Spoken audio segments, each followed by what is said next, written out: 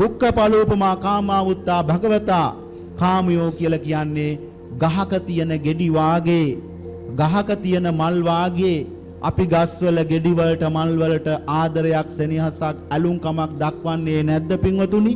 දක්වනවා.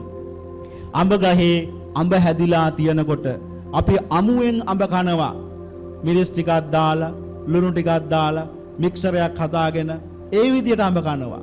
ඊට පස්සේ ටිකක් පැහුණයින් පස්සේ අඹ කනවා. ඉදුණයින් පස්සේ අඹ කනවා. එතකොට යම්කිසි මිනිස්සෙක් ගහට නැගලා අඹ කඩලා අපිට දෙනවා. එතකොට අපි දෙන දේවල් වලින් සෑහීමකට පත්වන්නේ නැහැ. shopping bag වලට දා ගන්නවා. පෝර බෑග් එකකට දා ගන්නවා. දාගෙන සමහර කාලට ඉන් සෑහීමකට පත් වෙන්නේ නැතුව ගහ අපි සම්පූර්ණයෙන්ම කපන්න පුළුවන් වුණොත් කපලේ පළවැල නෙලා ගන්න නැද්ද? ඒ තරමට මේ සිත මුසපත් වෙනවා කියලා මේ කියන්නේ. අපි එහෙම කරන්නේ නැහැ. ගහ කපල මුලින් කපල එහෙම අසත්පුරුෂයෝ දුර්ජනයෝ පාපි සිතුවිලි තියෙන මිනිස්සු නෙවෙයි අපි. නමුත් මේ කාමයන් පිළිබඳව සිතේ සැකස්ම සිත සකස් වෙන ආකාරය